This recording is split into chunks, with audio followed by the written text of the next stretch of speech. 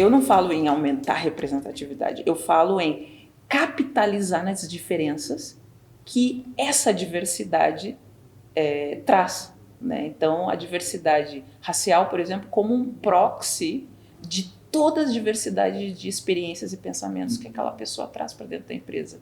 E o que isso pode impactar em desempenho financeiro.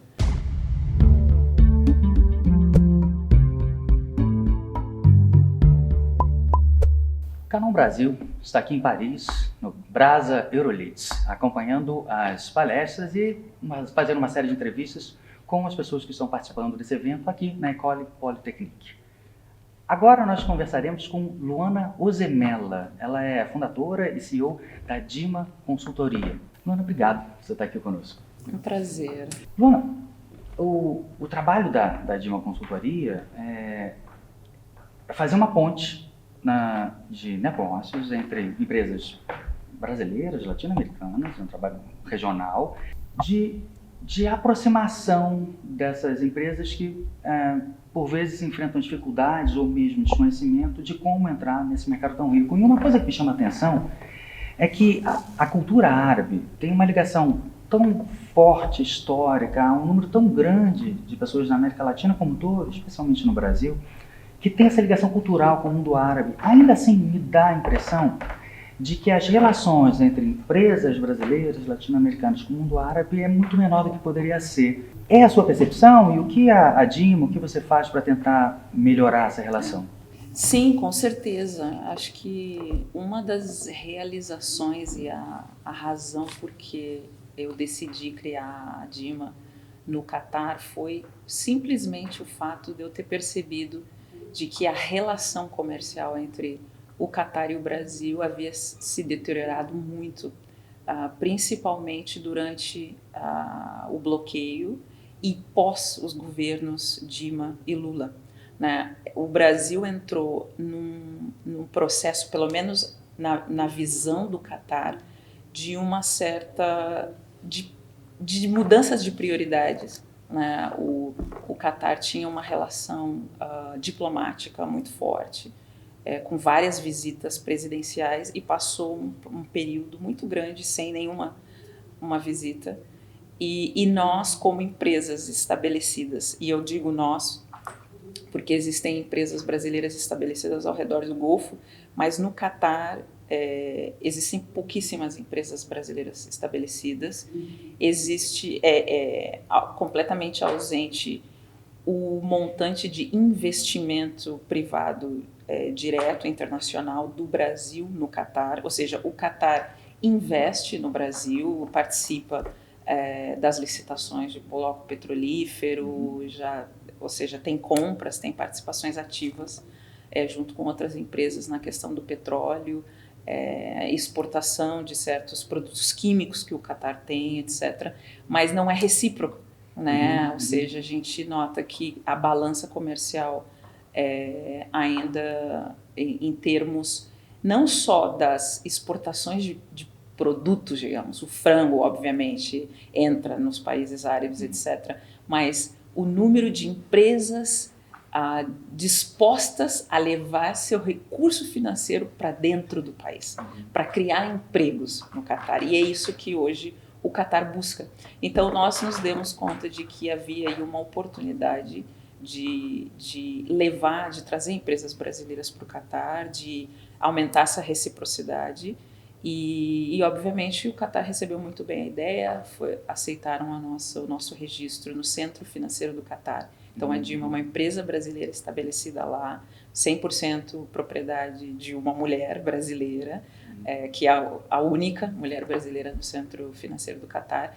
Então para nós a gente se tornou uma porta. Luana, você trabalha também com fluxos financeiros, vamos falar até de algumas iniciativas de caráter financeiro, mas antes eu queria fazer uma pergunta mais geral. A preocupação com temas que sempre foram relevantes, mas que talvez estejamos chegando num momento em que eles estão se tornando mais claros para uma parcela maior da população, e não só brasileira, mas mundial, temas como, nesse período de COP26, meio ambiente, mas também o respeito a pessoas em situação vulnerável, como populações originárias, como mulheres, como pessoas negras, comunidade LGBTQIA+. Em outros ambientes, eu identifico que já está havendo uma consciência maior. Ambientes como legislação de diferentes países, como comércio exterior, em que há uma preocupação com que empresas têm negócios. O sistema financeiro está atrasado em relação, não a iniciativas específicas, mas em termos gerais. O sistema financeiro ainda está atrasado, mas os fluxos financeiros ainda não estão suficientemente atentos para essa necessidade de respeitar pessoas que durante tanto tempo foram desrespeitadas? O sistema financeiro avançou muito nas questões de sustentabilidade.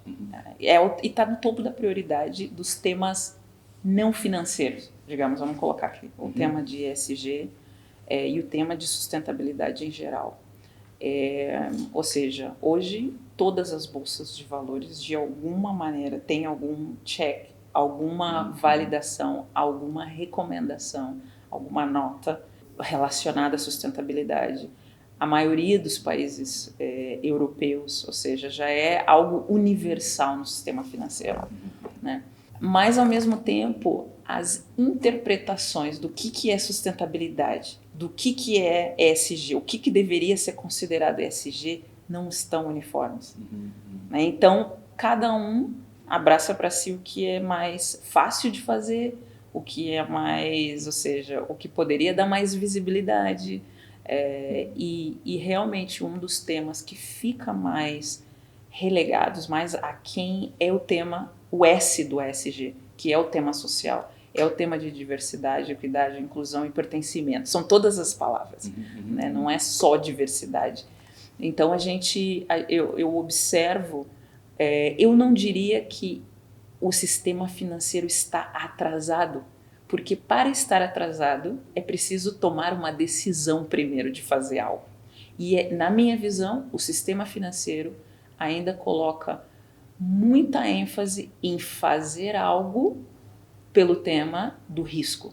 O risco reputacional é o que hoje, e saiu um relatório recente da London Stock Exchange essa semana, de que o que move o investidor hoje no sistema financeiro é o risco, não é o potencial de retorno que a diversidade, a equidade ou os temas sociais têm o potencial de trazer para suas carteiras, mas é porque existe um risco reputacional que pode afetar a carteira. Então eles ainda, isso na Europa. No Brasil a gente não sabe, a gente tem muitos poucos dados sobre essa temática. Está começando agora, obviamente, uma discussão muito forte. O meu receio é que o nosso mercado financeiro foque muito na visibilidade que o tema está trazendo do que nas mudanças estruturais e nos benefícios que incorporar a diversidade na sua carteira e na maneira de tomar decisões sobre carteira poderia estar trazendo. Então eu acho que é um tema, ou seja, complexo, que a gente está agora no trem. O trem está andando e a gente está no trem tentando construir uma transformação que seja duradoura, que não seja moda, né? Mas que seja realmente duradoura. E isso exige ir além dos números, além da demografia da empresa, né? Exige realmente pensar em formas de como que a gente faz. Não é para aumentar representatividade. Eu não falo em aumentar representatividade, eu falo em capitalizar nas diferenças que essa diversidade traz, né? Então, a diversidade racial, por exemplo, como um proxy de toda a diversidade de experiências e pensamentos que aquela pessoa traz para dentro da empresa. E o que isso pode impactar em desempenho financeiro, né? Então, e eu não vejo essa discussão ainda nesse nível. Ainda vejo a discussão muito no nível, precisamos ter pelo menos uma mulher no board, precisamos ter mais estagiários negros, não está indo realmente no cerne. O positivo está começando, as empresas estão começando a enxergar a diferença, né? Aceitar que existe uma diferença, enxergar a diferença, mas ainda não entendem e não conseguem traduzir de maneira concreta o que essa diferença poderia estar impactando no seu performance, no seu desempenho. Então tem muito ainda que pode ser descoberto aí. Falando em termos gerais, tem muito que ser descoberto, mas você mesma tem uma iniciativa voltada especificamente para isso, né? Você está montando a Roots Funding, é o nome, né? Que seria uma iniciativa voltada especificamente para investir em empresas e startups que fossem criadas e majoritariamente lideradas por pessoas negras, por mulheres, por populações originárias, pela comunidade LGBTQI+. A ideia é exatamente, uma vez que você mesmo descreveu muito bem esse fenômeno, e além apenas talvez da aparência, a empresa hoje em dia talvez tenha que ter isso para parecer que ela está preocupada com isso. Seria o contrário, né? Seria selecionar especificamente as empresas que não apenas têm alguém, mas são dessas pessoas. De onde veio essa sua ideia e por que isso, além de ser um império moral, é também uma boa iniciativa para lucrar? O Roots Fund, que é um fundo de $30 milhões de private equity, onde eu sou uma das sócias, e a DXA Investimento, que é uma empresa também estabelecida no Brasil, uma asset, é um dos sócios também. Ou seja, isso foi uma construção de vários anos, pensando na questão de quais são as iniciativas, como que a gente pode começar a falar de eliminar desigualdades raciais estruturais do nosso país através do empoderamento econômico da população negra, né? E eu comecei a pensar isso, obviamente. Eu não me lembro quando, eu não pensei sobre esse tema. Eu acho que eu nasci de família ativista, meus pais eram ativistas, eu cresci em reuniões clandestinas do movimento negro, então eu sempre pensei nisso, vivi isso na pele, as exclusões, as discriminações, etc. E sempre pensei, e comecei como ativista. Comecei microfone na rua, pedindo cotas na frente da Universidade Federal, etc. E me dava conta de que, para mim, não estava indo tão rápido quanto que eu pensava que tinha que ir. Aí decidi, não, eu vou me empoderar economicamente, porque aí eu posso financiar as iniciativas que eu quero, financiar. Até que, obviamente, eu comecei uma carreira no Banco Interamericano de Desenvolvimento, onde eu liderava empréstimos, ou seja, é uma instituição financeira, onde eu dava empréstimos para bancos públicos poderem criar fundos de investimento para pessoas indígenas. Por exemplo, fiz isso no Chile, fiz isso na República Dominicana, etc., na Guatemala. Então, participei de várias iniciativas e empréstimos nesse sentido. E uma digamos assim, uma das decepções foi que no Brasil nunca se solicitou um empréstimo para o tema racial. Nunca, porque o banco, obviamente, geralmente ele não vai empurrar uma linha de financiamento. O país tem que pedir o financiamento, né? Eu quero um financiamento para enfrentamento das desigualdades raciais. O único empréstimo ao longo de todos os 7 anos que eu estava, que foi solicitado, foi do governo do estado do Rio Grande do Sul para a questão da violência contra a juventude negra, onde a gente, com o estado, conseguiu incorporar os temas raciais.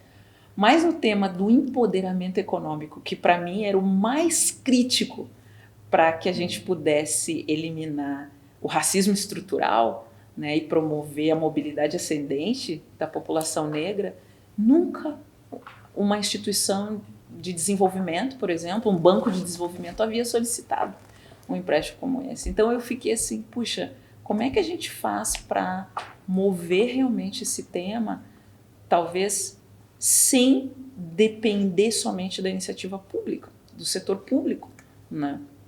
E aí eu comecei a me interessar muito mais pela iniciativa privada, e o que era possível fazer na iniciativa privada. Então, eu lancei o primeiro programa do BID de apoio a afroempreendedores, o programa Inova Capital. Nesse programa, a ideia era financiar empreendedores negros.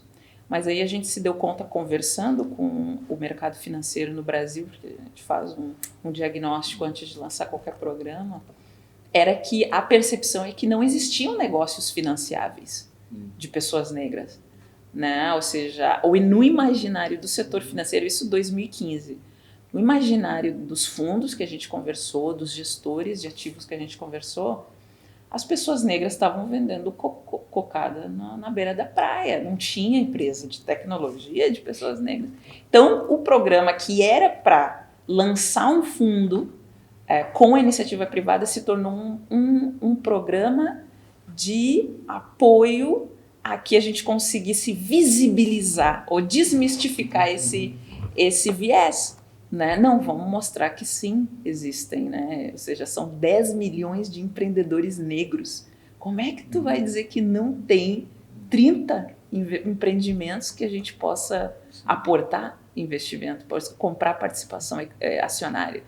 Então, a gente focou nisso, a gente identificou 30 empresas, apresentamos elas para o mercado e aí a gente notou que a gente ia fazer um evento de pitch e não tinha investidores negros. A gente não conseguia identificar, junto à Associação de Investidores Anjos, investidores negros. Então, a gente teve que, com eles, fomentar, convidar indivíduos negros altamente capitalizados para se tornarem investidores anjos, para que a gente pudesse ter um painel de investidores diverso, né?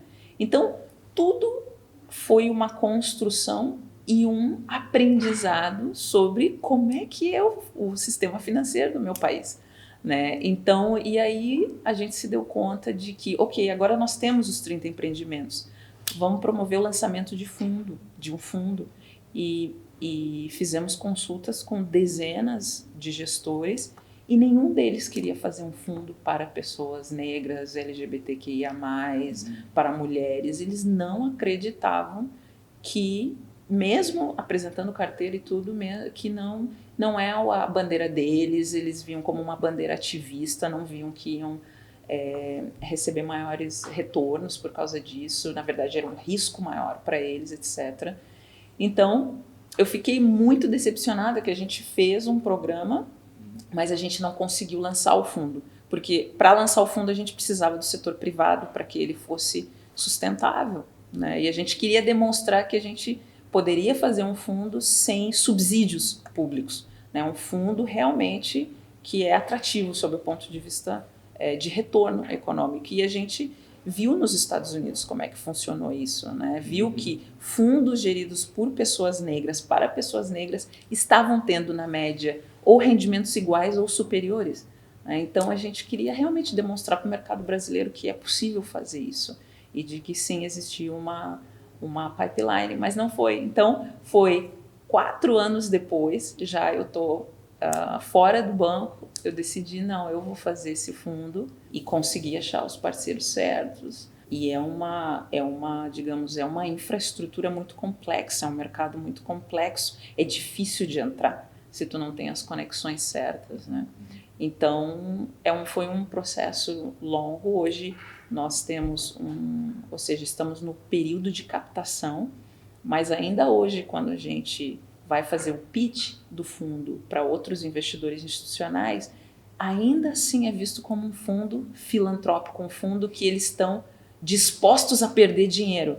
E não é essa a ideia que a gente quer passar. Então, a gente está sendo um pouco também, digamos, criterioso em quem que a gente chama para investir junto com a gente, né? Porque eu estou colocando dinheiro meu sócio está colocando o dinheiro dele no fundo, ou seja, uma parceria entre todos esses investidores para que nós acreditamos num fundo como esse e queremos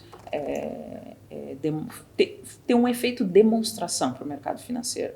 Não é a ideia de ter um fundo e deu, é realmente mostrar para o mercado financeiro que é possível ter rentabilidade investindo empreendedores diversos. Isso me lembra, Luana, um texto, um artigo que você escreveu recentemente, em que você levanta uma questão muito tocante mesmo, né? Que foi a ideia de que a diversidade, a inclusão, a equidade, elas são, você faz uma pergunta retórica assim mesmo, se ela seria uma questão moral ou uma questão econômica.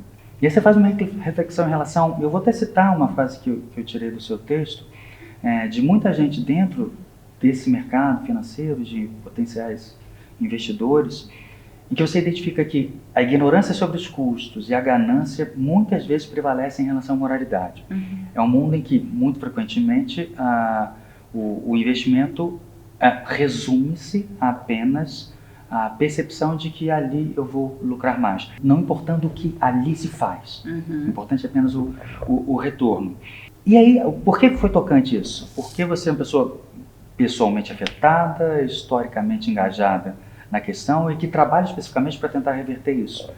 Mas a percepção dessa segregação dentro dessa forma de pensar muito frequente em vários países do mundo, mas de uma maneira muito aguda no Brasil. E aí você faz, olha, você acabou de mencionar a ideia de quem faz isso faz pensando que é filantropia. A ideia que você menciona não é provar através de evidências, você já mencionou alguns dados aqui, de que esse tipo de investimento, além de moralmente imperativo, ele também é altamente lucrativo. Mas que, se é para vencer essa barreira, que pelo menos se prove para essas pessoas que é lucrativo. Deve ter sido difícil para você escrever isso. Foi muito difícil.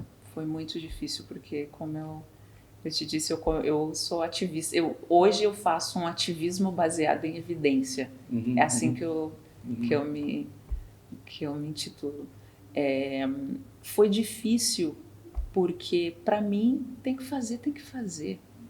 Eu sempre pensei, para mim, assim, é algo óbvio, porque quando alguém sofre na pele o racismo, a discriminação, o preconceito, o simples fato de eu entrar numa sala, numa reunião de board, para apresentar um empréstimo de 70 milhões para um board de um banco interamericano, onde tem 99% de pessoas brancas, entre homens e mulheres, né, já é um ativismo. Eu não preciso falar nada. Então, e obviamente, muitas vezes nesses espaços, tu te vê, não é sendo insultada, não é um racismo que te insultam diretamente, é um racismo que descontam a expectativa do teu sucesso ou do teu desempenho. É um pré-desconto. Te explico. Tu chega numa sala, tu entra, poxa, tô surpreendido de como tu fala bem o espanhol, como tu fala bem o inglês. Tô surpreendido que tu é economista, que tu tem PhD, que tu morou no exterior, que tu lidera tão bem equipes. Então, a surpresa é um desconto da expectativa. Né? E é a cor, é o gênero que te impõe essa expectativa, digamos, esse capital, né? Esse desconto no teu capital humano.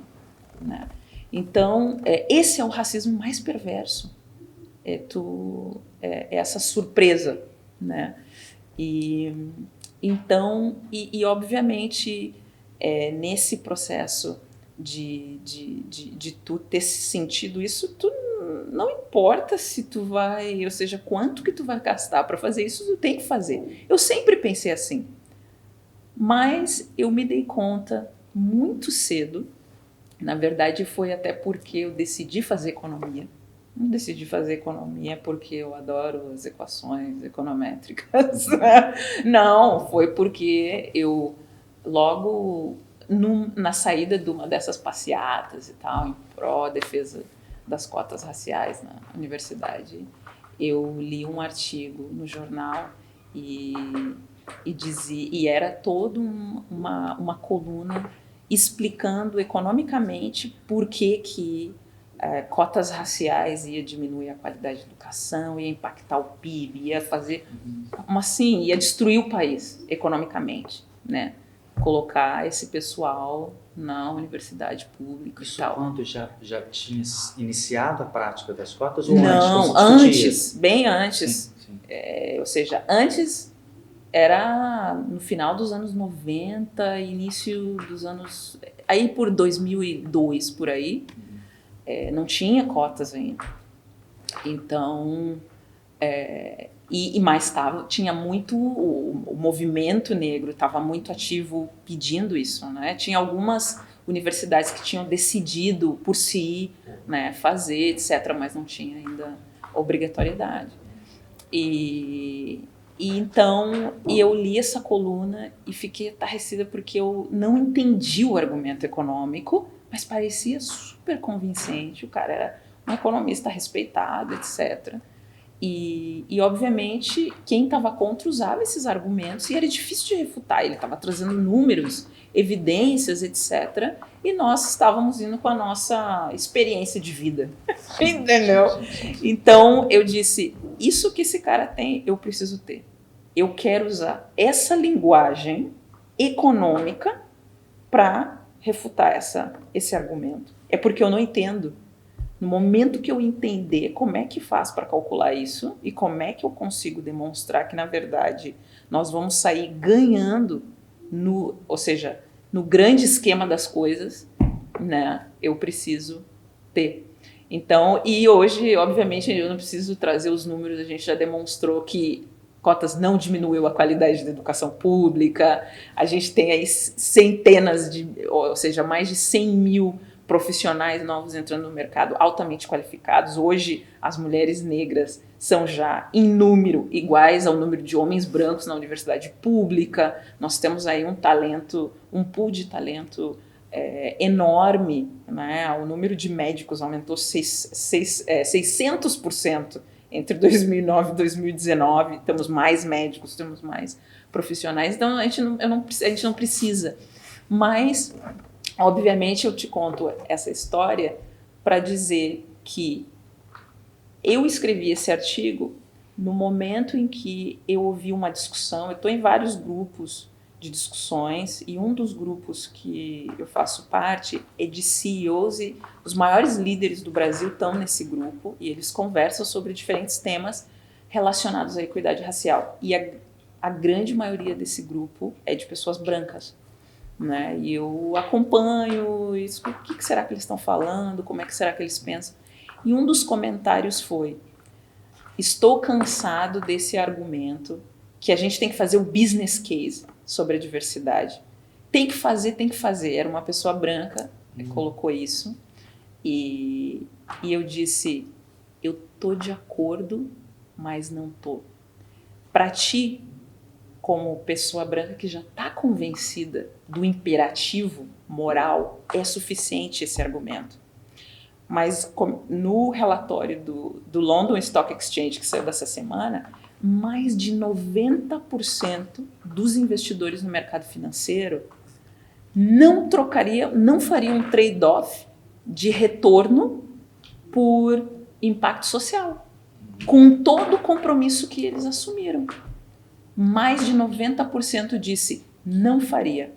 Diminui 1/100º de retorno para ter maior impacto social. Eu quero os dois. Então, por isso, eu tive que fazer e eu não tinha acesso a esse relatório que saiu agora essa semana, mas eu tinha essa consciência pelas conversas que eu tinha com os investidores. Todo mundo está falando sobre isso, todo mundo é compromissado com isso e tal, mas ninguém vai sacrificar retorno em nome de maior impacto social. Então, como que a gente faz para convencer quem não está convencido? Então, a gente não pode só dizer, não precisamos fazer business case, chega. Esse é para os convencidos, né? Mas não é, a gente precisa, e obviamente o ferramental econômico é muito valioso porque a gente com dados e análises mais sofisticadas, a gente consegue convencer. Né? A gente consegue convencer, a gente consegue fazer melhores políticas públicas, a gente consegue melhores programas no setor, na iniciativa privada, etc. Então mas o desafio está em como esses atores do mercado financeiro fazem para ver a relevância no bottom line, né? Eles precisam enxergar e se convencer dessa relevância. Não adianta a gente ficar dizendo que diversidade traz criatividade, inovação, se ele ou ela não conseguem ver no dia a dia, né? Então, e esse é o esforço que a Dima Consult faz. A gente trabalha muito com líderes para que a gente consiga, ok, tu vê diversidade, beleza. Tu entende o que a diversidade pode estar, como ela pode estar vinculada diretamente nas tuas operações, né? E número 2, como é que tu faz para ativar isso, para ser catalítico?